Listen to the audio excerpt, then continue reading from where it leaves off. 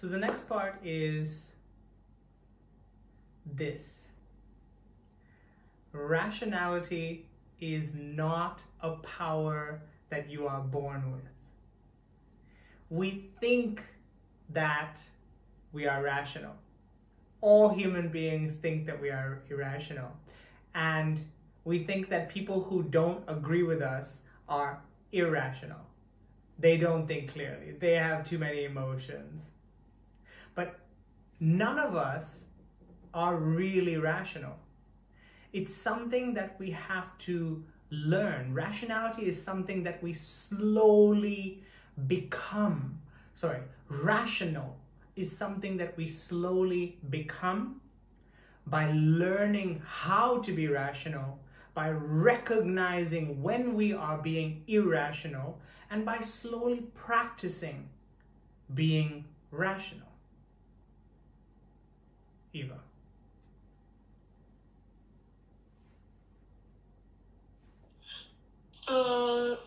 Rational 的话就是合理的，然后这句话的意思是，它这个合理并不是我们生来就具有的，就我们没有一个人是有这种合理的一种天赋，这是一个缓慢去达到这个结果的过程，我们需要去学习如何这样去认识，并且要去跨越中间的一个困难，以达到这个目的。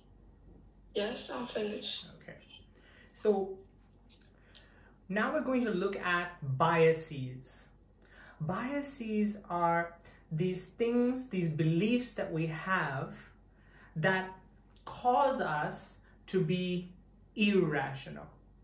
And one of the things we want to do is slowly see when we are being irrational. By looking at these biases, it becomes easier to catch ourselves. Like, oh, I'm being irrational. I have this bias. I'm using this bias. We're going to look at 6 different biases, and I will try and go through them with some examples to show you how all of us, every single one of us, has these biases, and how we can recognize them so that we can train ourselves to become more rational.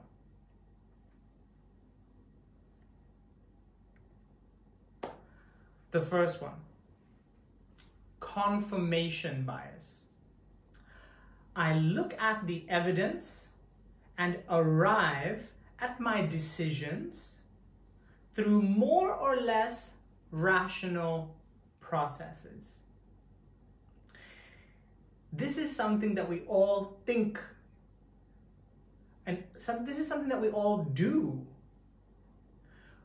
We think that we are choosing the right evidence. We think that our decisions are based on proof, are based on evidence. But actually, what we do is we look for the evidence that will confirm what we already believe. An example. You have to write your research paper and you have a topic. When you decide the topic, you have already decided what you want to say. You have already decided what is right and what is not right. So an example of a topic is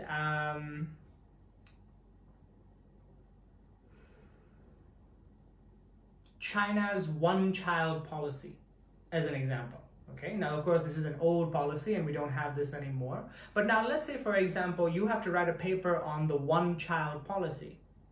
In your mind, you have to decide, do I agree with the one-child policy or do I disagree with that?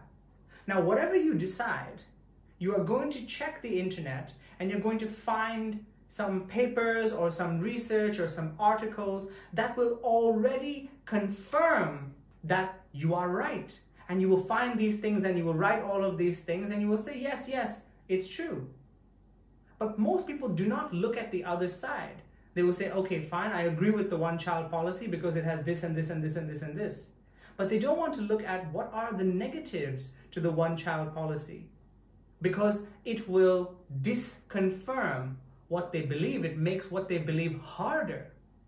So they look for only the things that help them to confirm, that agree with them, that confirm their own opinions.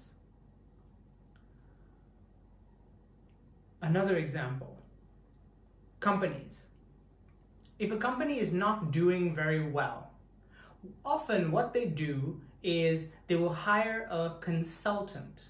A consultant is somebody who is an expert in the industry, and the consultant will come and look at the problems in their company and give them some advice to help them to improve their sales or their productivity or whatever.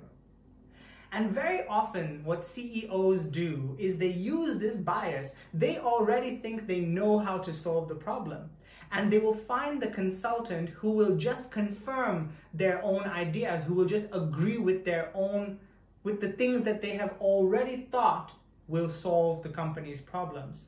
If the consultant does not agree, if the consultant gives them advice that does not agree with their opinion, often what they will do is they will find some excuse to disagree with the consultant, and they will look for another consultant who will just have the same opinion as them, so that they can do whatever they already decided would help the company to improve. What's happening is they're not being rational. This bias, this little program in their head is preventing them from really seeing the problem and really being rational. Eva.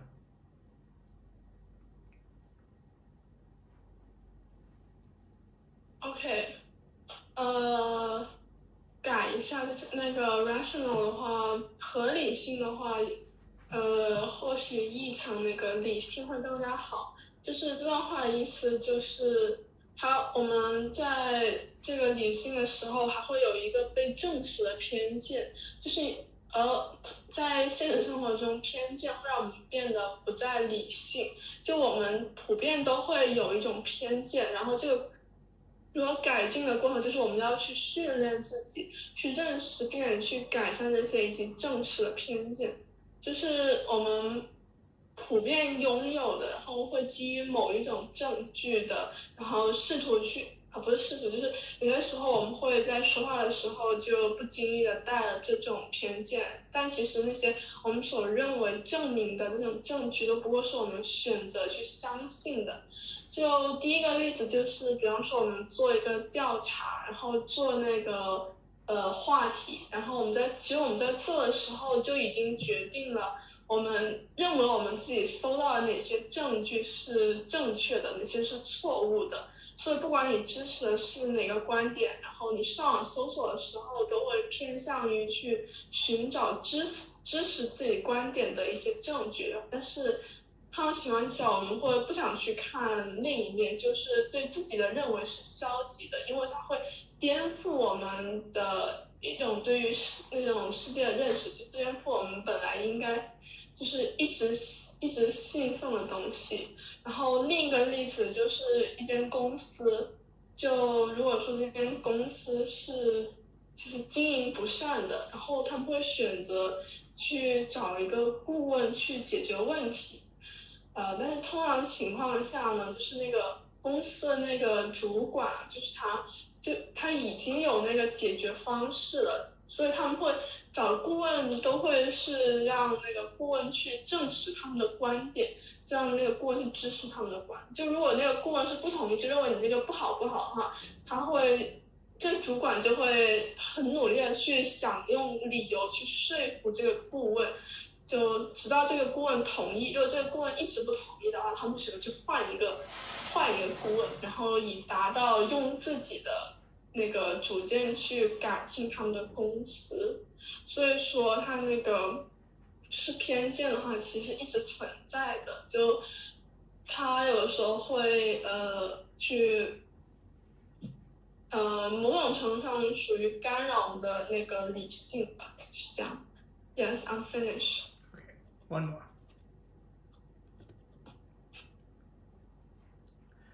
Conviction bias. I believe in the idea so strongly, it must be true. Again, I think we all have this. We all have our own opinions about things. And one of our problems is that even if we don't 100% agree with something, maybe there's a little bit of a doubt, maybe there is some part of it that maybe is wrong. I'm not 100% sure. Many of us will pretend to be extremely sure about it. We will try and convince ourselves more and more and more, it must be true, it must be true. And we will argue with other people if they disagree with us. Because if we do that, if we show other people how strongly we agree with our opinion, how strongly we think that our opinion is right, our opinion is true, it is like we are trying to convince ourselves to believe it. It must be true. Look at how serious I am. Look at how strongly I believe in this. It must be true. In actuality, it is irrational. So, an example. The stock market. So, recently, many different countries, their stock markets went down because of our interesting situation at the moment. And many people panicked, and many people thought, okay, I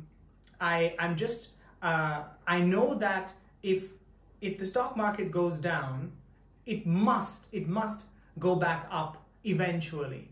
The situation is going to change, and I'm sure that the stock prices will rise again, and I'm sure that I won't lose any money. I will just hold on to my stocks. I won't sell them. I will just keep everything, because I'm sure it will go back up when everything goes back to normal. And they convince themselves over and over and over again, it's going to go up. The stock prices will go up. I'm not going to lose any money. And then when their friends ask them, so, hey, did you sell your stocks? I hope you sold your stocks in time, because the market is down. You're going to lose money if you didn't do that. And they will argue and say, no, of course not. Of course the stocks will go back up again. The prices will rise. Everything will go back to normal. I'm sure of it. And they argue with their friends because they are trying to actually convince themselves. They are really trying to, by arguing, it helps them to believe that they are right. That small percentage of doubt, they want that small percentage of doubt. Maybe the prices will not go up. I don't know. Maybe I lost a lot of money. They want that part to disappear. Eva.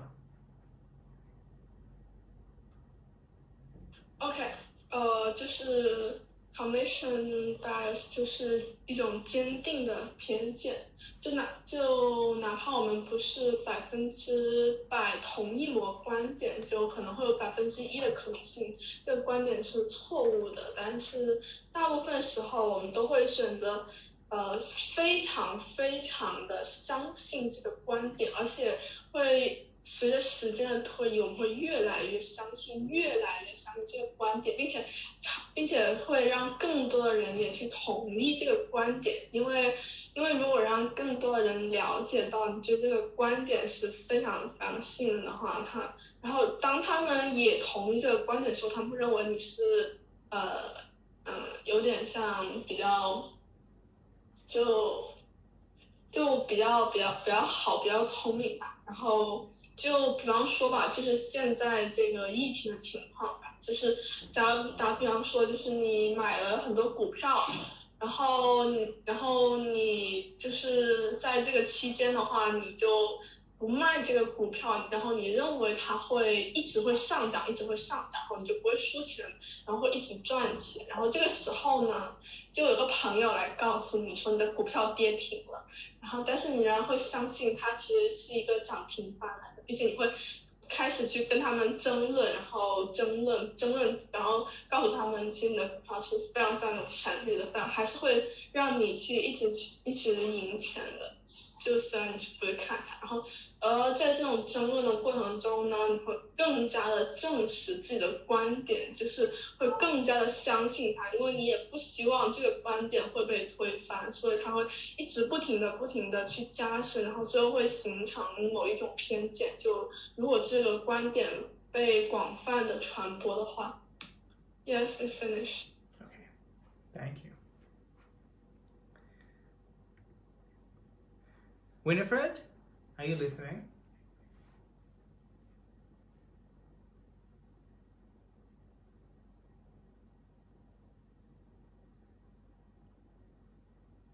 Winifred? Yes. Okay, please help me to translate the next part. Appearance bias. I understand the people I deal with. I see them just as they are.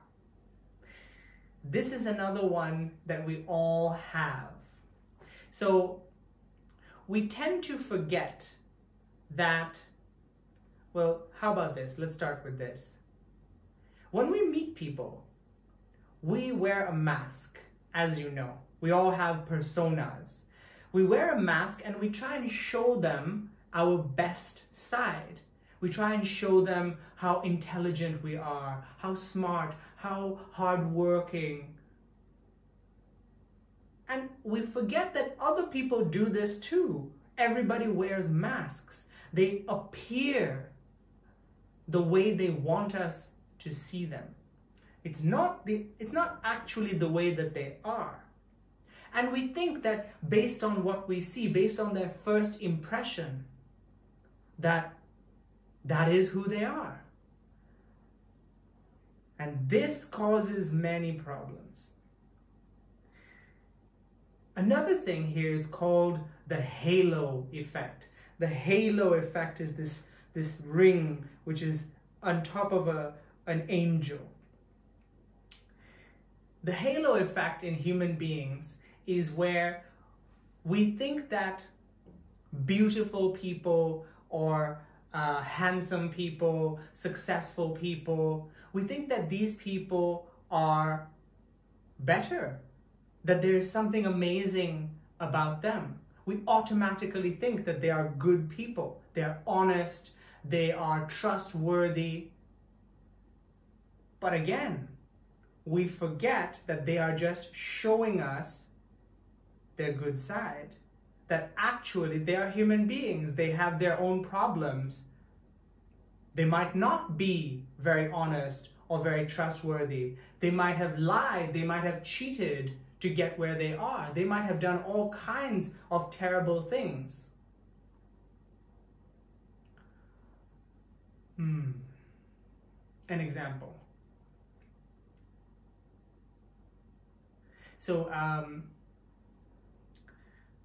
there was a man who started, he got a job as a manager in a company.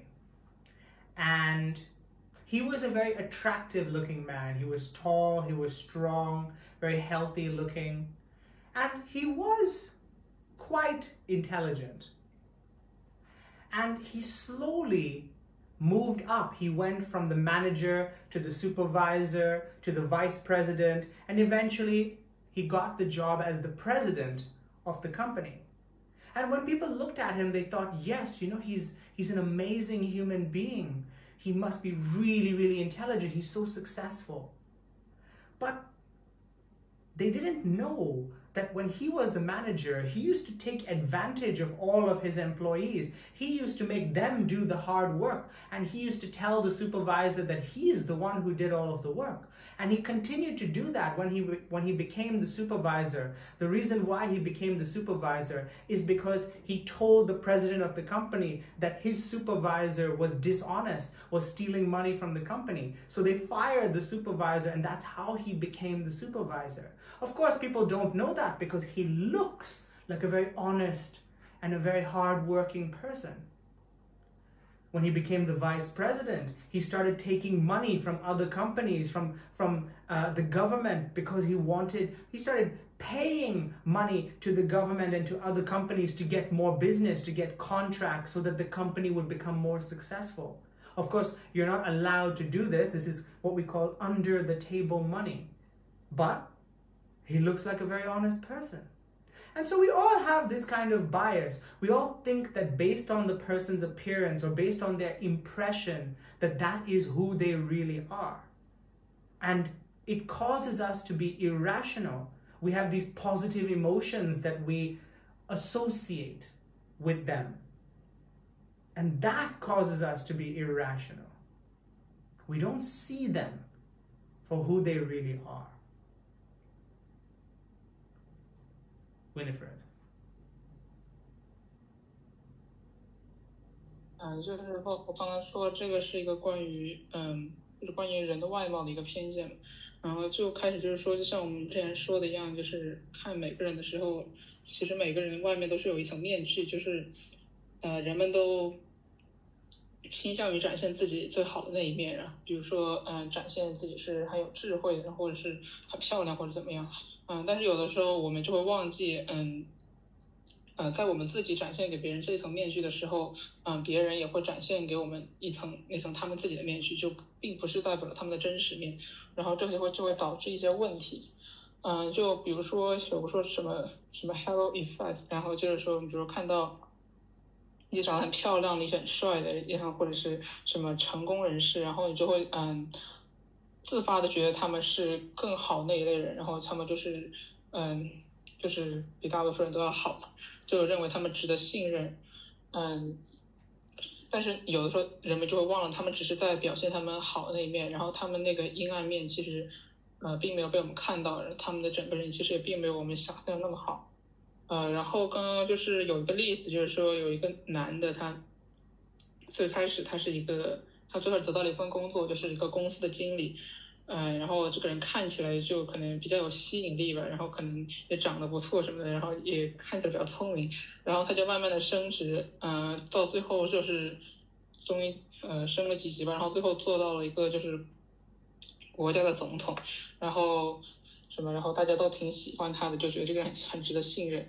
但是大众所不知道的是，就是在他当经理的时候吧，然后他就是曾经就利用他的手下，然后比如说可能做些什么不太好的事情啊，然后到最后到后来他做了那个 supervisor， 然后他能当上这个 supervisor 的原因就是他骗他的上一级，就是曾经的那个 supervisor 做了一些坏事，然后他就把那个之前那一任给炒了，然后就让他当了那个新的 supervisor， 然后也是到了他最后做总统的时候，他也其实做了一些很见不得人的事情，但是他表面上看上去是光鲜亮丽的，可能就是因为大家就是从他的外表去判断这个人的行为，然后这就会导致人们的一种不理智的行为，然后就会失去判断这个真实性的能力。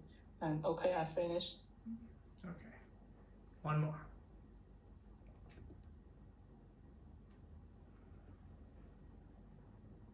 The group bias. My ideas are my own. I do not listen to the group. I am not a conformist. Another one that we all have.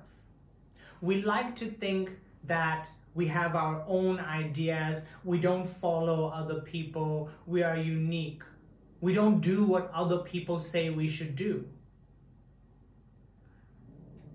But we are all influenced by groups.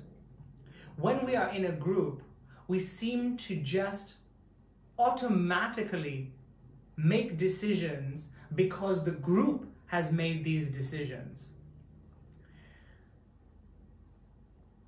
When we think back, after we have made these decisions, when we think back, we realize, actually, I'm not sure if those were my decisions.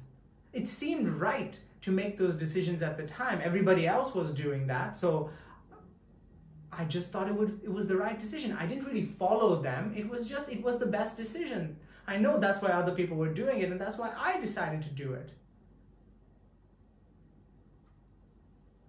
We become more irrational when we are in groups, because there's something like, it's almost like emotions are contagious. It's almost like when one person in the group feels anger, and other people will see that they're angry and they will also become angry, and this will make the whole group angry, and an angry group becomes an irrational group. They start making very, very poor decisions. An example is a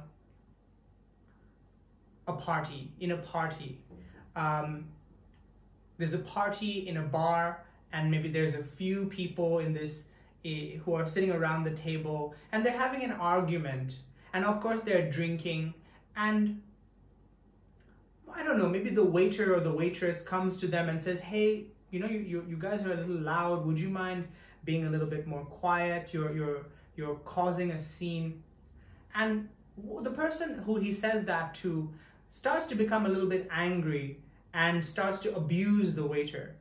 Now that person is usually a nice person, but maybe because they're drinking, alcohol seems to make people a little bit more emotional. And then the other people in the group see that this person is getting angry, but this person is their friend. They don't really want to disagree with their friend. It might make their friend look bad. So they also get angry, and they also start being rude to the waiter. And then suddenly somebody in the group takes the cup or the glass and smashes the glass on the table. And the whole group becomes angry, and the whole group starts shouting. And eventually the waiter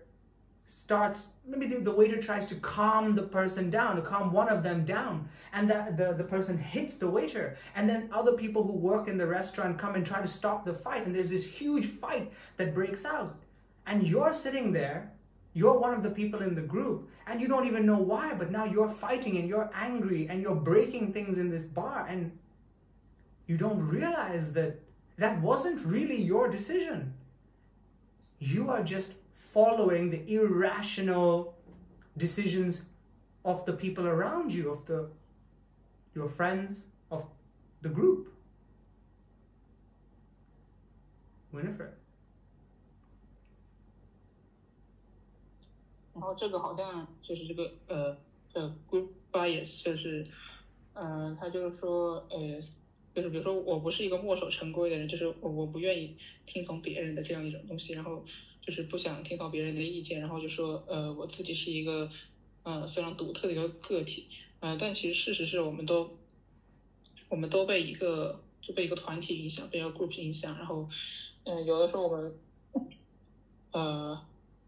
怎么说，就是本来就比如说这一个决定并不是我自己本身想要做的决定，但是我却被这个一个团体影响，所以导致我去做了这个决定。然后这种东西就会让我们变得更加的不理性。就比如说有一个人，团体里面有一个人他变得很愤怒，然后其他人被他所影响，然后都变得很愤怒，然后就是他一个人理智导致大家都不理智，他一个人不理智导致大家都不理智。然后就刚刚我给了一个例子，就是说有一些人在一个酒吧里面开那个派对，然后就突然之间他们可能有一些争吵吧，然后那个服务员就想去制止他，就告诉他你们有点吵，然后能不能安静一点。但是那个办派对之间有一些人就比如说有一个人嘛，他就开始十分的生气，然后就可能因为他喝了酒，然后就有点头脑不清醒，然后就开始骂那个服务员。然后其他人呢，因为跟这个骂那个服务员的人可能他们是朋友吧，他们不想反对他们的朋友或者去制止他们的朋友，然后他们也就可能也就开始变得生气起来，也就可能做一些不理智的行为。可能到后面呢，就事态就演变成他们拿起桌上的杯子，然后就到处乱砸，然后就是那个服务员就算劝了他们也没有用，就本来想阻止他们的行为，但是到最后只是乱成一团。然后如果这个时候你在旁边上看着，本来你觉得这不关你的事但是看他们都乱成一团，然后你也看他们乱成一团，所以你也变得十分愤怒，然后到最后大家就整个氛围里面的人们都变得不理智。Okay, I finished. Okay. Thank you, Winifred. The blame bias. This one is definitely my favorite. I learn from my experience and my mistakes. This is something we all think that we do. we make mistakes. We have these, we're not perfect, of course. We make mistakes, and we all like to think that we look back at our experiences, we look back at the stupid things that we said and did, and we learn from them. And then in the future, we make better decisions. We don't repeat the same mistakes. But in actuality, we don't really do that. Most of us, we like to believe that we do that. It makes us feel good to believe that we are learning from our experiences, we're improving, we're becoming more rational. But really, we tend to just blame. We blame other people. Actually, you know what? I know part of it was my mistake, but most of it was that other person's mistake. There was nothing that I could really do about that. We blame other people. We blame the whole situation. I planned it, but it didn't go the way I wanted it to. The hotel had a problem. The weather was not good. People were late. It was just the way it was. There was nothing I could do. We have a tendency to pretend that we learn from our mistakes, but really what we do is we blame other people and the situation so that we don't have to take responsibility, so that we can protect our ego. An example. So a wedding is kind of a big celebration, it's a big occasion, and there's a lot of planning that goes into having a successful wedding party. So the husband and the wife, I should say the fiancés, right? The man who is getting married and the woman who is getting married, they try to plan their wedding, but there's a lot to consider. And so the boy and the girl, they ask their parents to help them to plan the wedding. Now there's more people. Now there's people who can take responsibility for different parts, and it all will come together and it will be a nice celebration. They will invite hundreds of guests to come. But on the day of the wedding, the food is not very good. The food is not ready in time. There are mistakes with the menu. The tables and chairs are not arranged properly. The host is late.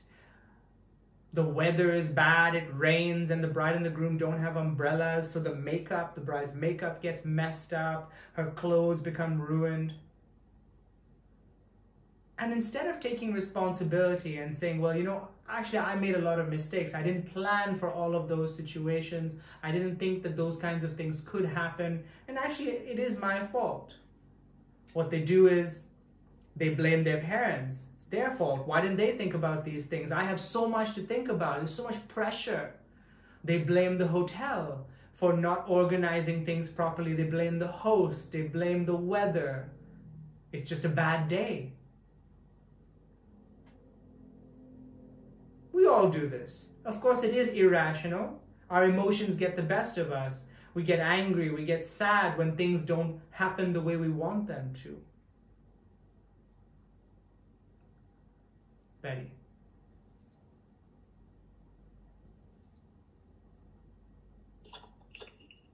就是说我们会下意识的有一种偏见，就是说我们会从我们的经历或者是犯过的错误中去学习到一些东西，并且以后不会再犯这种错误。但怎么说？但其实是这想法是错的，就是我们会以为我们不会再犯这种错误，但其实我们只是去换了一种方式去逃避承认自己有这个错误，比如说把这些把过错推到其他人或者是一些客观因素，比如说天气啊那些环境之类的问题。就举个例子，比如说要组织一场婚礼，然后会有上百个人过来，然后大家都希望这个婚礼是很顺利很开心的，但是婚礼当天却出了很多差错，比如说就是菜单没有确认好啊，然后那些菜不让那些宾客们满意，然后那些座位没有安排好啊，或者是下了雨，然后没有雨伞准备给他们呢。但是这个时候组织的人就不会觉得是自己的错，因为他们觉得是别人造成的过错，比如说是酒店他们没有准备好这些服务，或者是都怪天气突然变坏才会让他们措手不及，这样子就不会想到是自己准备的不足才造成这个不愉快的局面。That's all. Okay. Next one. Superiority bias. I'm different. I'm more rational than others. I'm more ethical as well.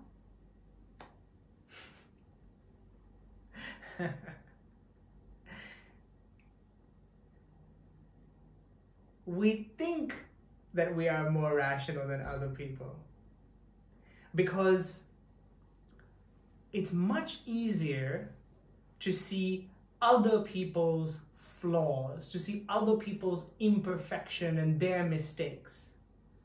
It's very easy to see that they have bad habits, that they don't know how to control their emotions, that they make stupid decisions and they repeat these decisions again and again and again, and they don't realize it. But me? No way. I'm different. We cannot actually see ourselves very clearly. We cannot see our faults. We can, but we don't want to. It's so much easier to focus on other people's mistakes and other people's imperfections than ours. By focusing on our mistakes and our imperfections, it makes us feel bad. It hurts our ego. And so what we tend to do is we have this belief, it's a false belief, that we are somehow better, more rational than other people. That our decisions are more honest. We are more honest. We are more trustworthy than the people around us. An example.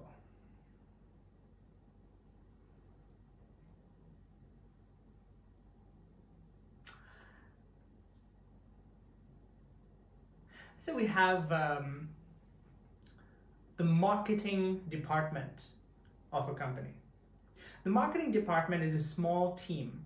There are 8 different people who have to work together. They share the responsibilities, they have their own tasks, and at the end of the week, they have to achieve certain goals. They have deadlines. On the first day of the week, they have a meeting where they decide, okay, well, these are your responsibilities. This is what we need to achieve. We need to finish our report by the end of the week. And everybody has their own things that they need to do. And every single one of those people also has superiority bias. As do I, as do you. We all have it. they pay attention to the mistakes that their team members make. Oh, they didn't send that email to the customer in time.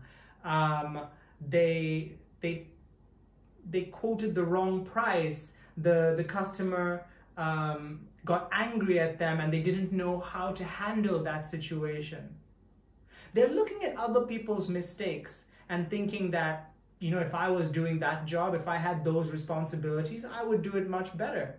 It's so easy. I can see how they could have avoided that situation, how they could have done that situation, how they could have done that job or that responsibility a little bit better.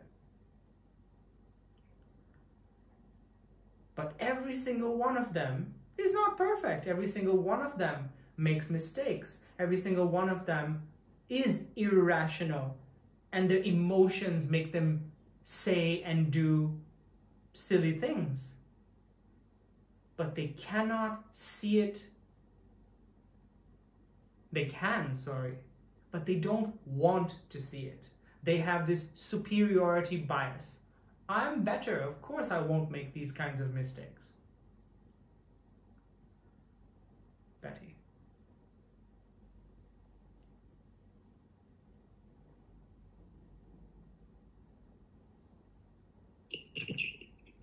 就是说，就是人还有一种偏见，就是会有一种优越感，就是觉得自己和比其他人不同，自己比其他人更加的理性，然后更加的有道德感。就是其实这个是也是不对的，因为其实每个人是差不多的，只不过去发现别人的缺点和做的不好的地方会更加的容易。但是在审视自己的时候，就是出于一种等于说是自我保护吧，或者是放不下那种自尊心之类的，就会比较难去发现自己的缺点，然后转而把那些做的不好的事情推到别人的头上。就比如说，就是有一个小组，他们是一起合作的工作的，然后他们每一周都有相应的指标、相应的任务，然后他们会负责不同的部分嘛。但是就是如果那一段时间就是他们做的不好，然后那些顾客们不满意之类的，他们就会觉得就是我是更加理性的，然后就是那些错都不是我的责任，是他们做的不好，但其实他们每一个人都犯了一点小错才会造成这个局面，但是他们都没有意识到这个问题，就都在想是别人哪里做的不好，别人的哪里有缺点，就没有去想自己哪里做的不好。That's all. Okay, thank you.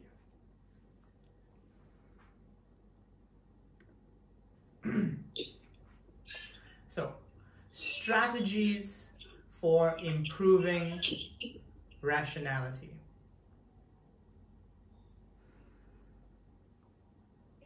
We all need to improve our rationality. As I said earlier, nobody is born with this. It is a skill that we have to learn. It is a skill that we have to practice. The only way to be more rational is to use these strategies. Number one, find ideals to model. What this means is that we learn best from other people. We learn best by modeling. Modeling is a form of copying or mirroring other people. So one of the best ways to improve rationality is to find people in your life. They could be your parents, they could be your friends, they could even be people from TV shows or movies. Find people who you believe are more rational. And look at how they make decisions. Look at the situations that they find themselves in and see how long it takes them. See how they consider, what they consider. See how they control their emotions so that they can make more rational decisions. The first way is spend time with people or be around people or watch people who are more rational so that you can learn how to improve this in yourself? Betty.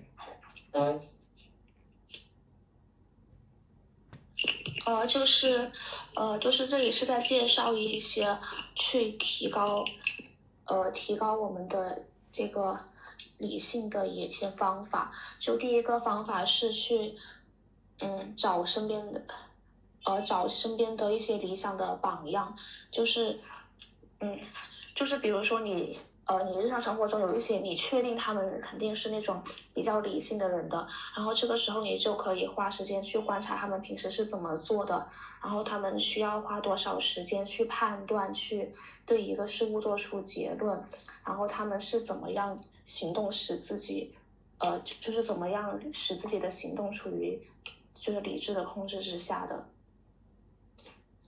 That's all. Number 2, examine your emotions. So we all have these strong emotions. We all feel anger, we all feel sadness, anxiety. When we examine our emotions, we are more able to catch them, to see how we are feeling in different moments.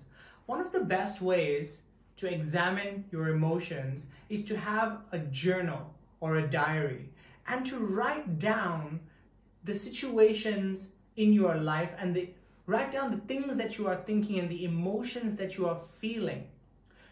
By writing things down, you get a much clearer image of who you are and why you make certain decisions and what kind of situations you find yourself in and what you tend to do. You are examining your patterns. You are examining the emotions and the decisions that you have made.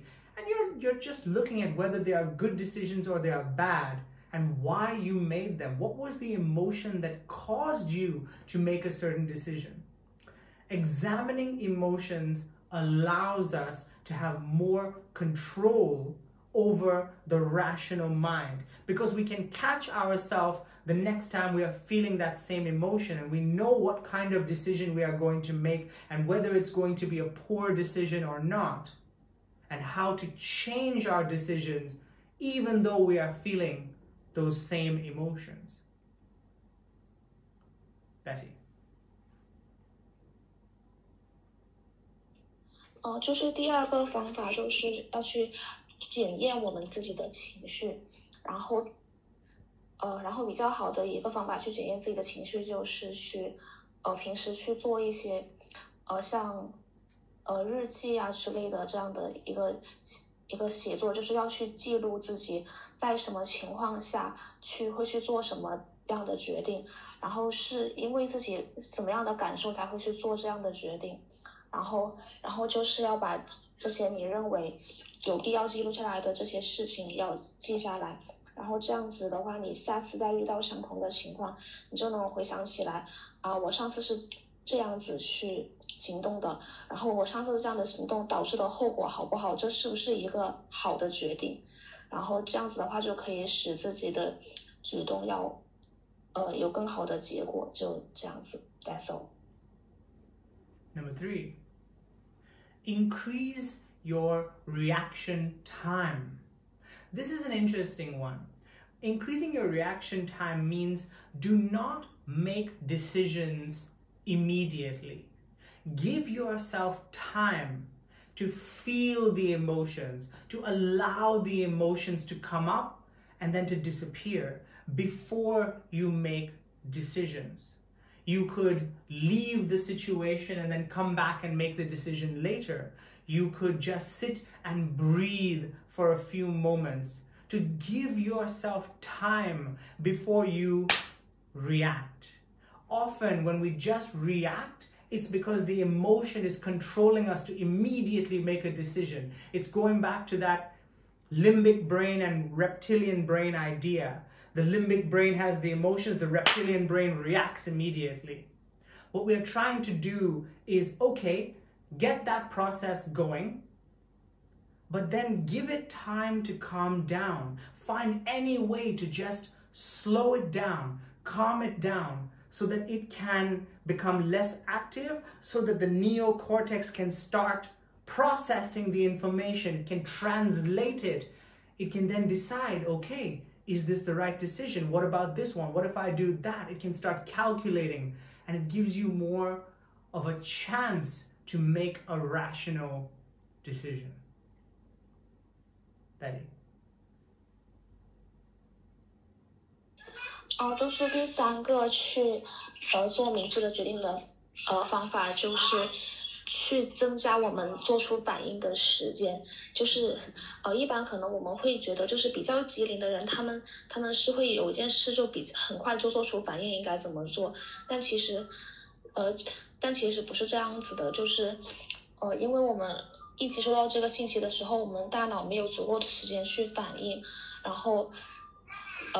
然后就是会本能性的做出一个决定，但是你要想更加的理智的话，就需要去延长你做出反应，去给一个时间让你的大脑慢慢的消化它，然后去计算不同的决定会导致怎么样的后果，然后这样子才能导向最好的结果。That's all. Okay. And the last one is accept people as facts.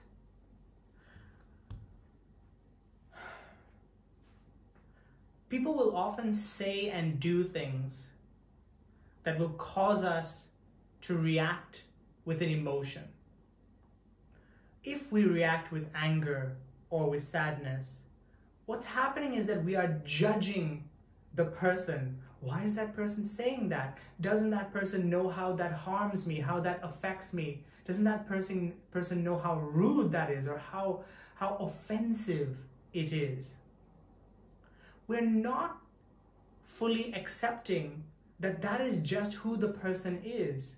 It is easier to make rational decisions when you just accept that this is who this person is. Maybe they are like this because of their parents, because of their own experiences. That's just who they are.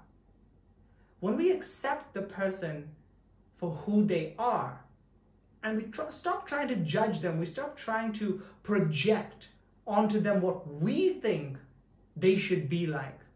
This is just who they are.